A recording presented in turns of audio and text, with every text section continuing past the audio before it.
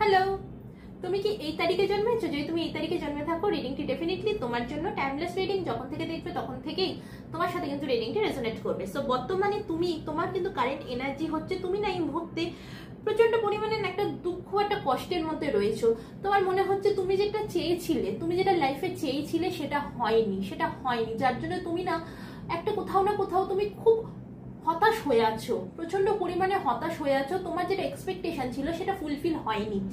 তোমার জীবনে না খুব সুন্দরভাবে চলছিল, তোমার জীবনটা খুব সুন্দরভাবে চলছিল, হঠাৎ করে এমন একটা কিছু ঝটকা তোমার জীবনে এলো, সাডেনলি, মানে আনএক্সপেক্টেড একটা ঝটকা তোমার জীবনে এলো, যার জন্য তুমি প্রচন্ড পরিমাণে কিন্তু এখন ভয়টা ঘাবড়ে গেছো।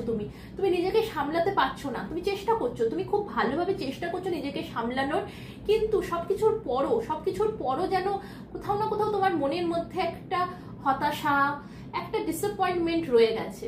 এই মুহূর্তে কিন্তু তোমার মনের মধ্যে এটা কারেন্ট এনার্জি, তোমার কারেন্ট এনার্জি যখন থেকে দেখছো রিডিংটি রেজোনেট করছে, টাইমলেস রিডিং। সো ডেফিনেটলি তোমার মনের মধ্যে না একটা হতাশা একটা রয়েছে যে কোনোভাবেই যেন কিছু ঠিক হচ্ছে না, আমি এত চেষ্টা করছি তারপরে যেন ঠিক হচ্ছে না। সবকিছু কত সুন্দরভাবে, কত স্মুথলি চলছিল, কত স্মুথলি চলছিল, কিন্তু হঠাৎ করে এমন একটা ঝটকা এলো, এমন একটা কিছু হলো যে তুমি একদম ভাবে ভয় পেয়ে গেছো। ভয় পেয়ে গিয়ে তুমি কোথাও গিয়ে যেন একদম স্টাক হয়ে গেছো, জীবনটা মনে হচ্ছে তোমার যেন থেমে গেছে।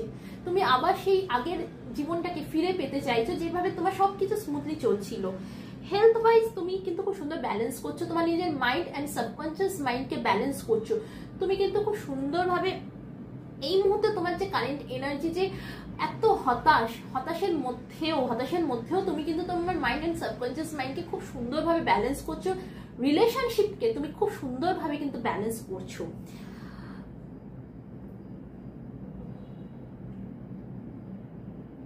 কিন্তু রিলেশনশিপে তোমার কিন্তু কনফিউশন ক্রিয়েট হচ্ছে ডে বাই ডে কিন্তু তুমি রিলেশনশিপে কনফিউশনে আসছো।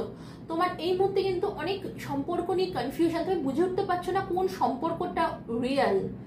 সম্পর্কটা রিয়েল, তুমি কিন্তু সেটা বুঝে উঠতে পারছো না। তুমি যে সম্পর্কগুলোকে রিয়েল ভেবেছিলে যে প্রবলেম এলে যে সম্পর্কগুলো তোমার সঙ্গ দেবে, সেই সম্পর্কগুলো কিন্তু তোমার সঙ্গ দেয়নি। যখন দেওয়ার সময় এসেছিল তারা কিন্তু চলে গেছে তোমায় ছেড়ে, যার জন্য তুমি এখন কিন্তু সম্পর্ক নিয়ে কিন্তু বড্ড কনফিউজ হয়ে গেছো। তুমি বুঝে উঠতে পারছো না যে কার উপর ভরসা করবে, কাকে বিশ্বাস করবে, কে বিশ্বাসের যোগ্য।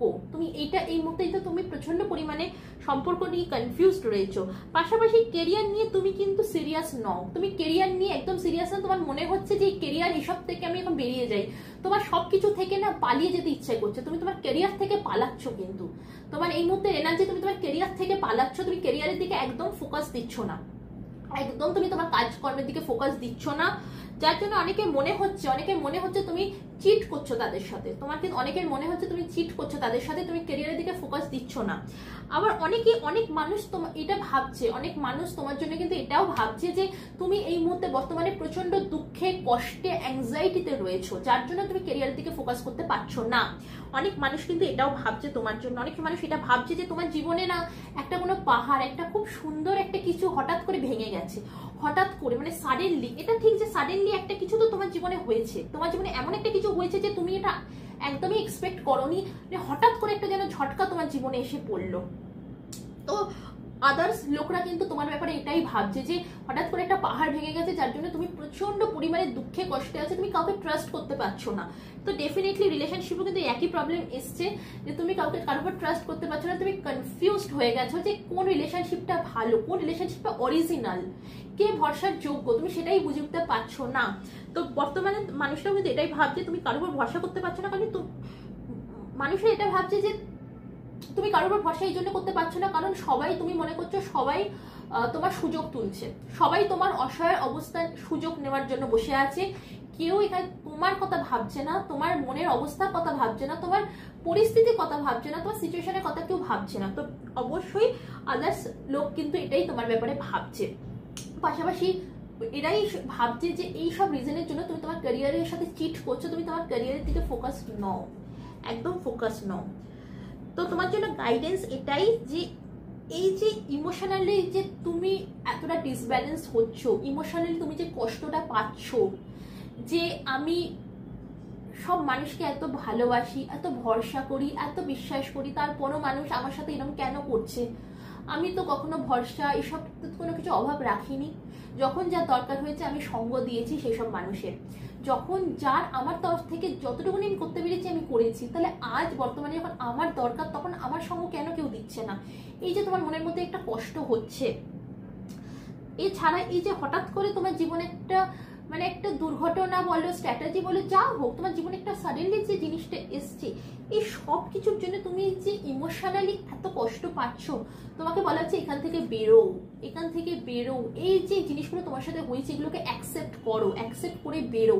তুমি যখনই এইগুলো থেকে একটু বেরোবার চেষ্টা করবে, বেরোবে, তোমার কাছে কিন্তু মেন্টাল ক্ল্যারিটি আসবে। মেন্টাল ক্ল্যারিটি আসবে কি ঠিক কি ভুল, তুমি কি ঠিক করেছো, তুমি অতীতে কি ভুল করেছো, এমন তুমি কি করেছো যার জন্য আজ এই জিনিসগুলো তোমার সঙ্গে হচ্ছে, আজ এই জিনিসগুলো তোমার সঙ্গে হচ্ছে, কেন হচ্ছে, কি রিজনে হচ্ছে, এই সব কিন্তু তোমার কাছে ক্ল্যারিটি আসবে, আসবে এই সব কিছু ক্ল্যারিটি। তো এই জিনিসগুলো থেকে একটুখানি বেরো, বেরোনোর চেষ্টা করো।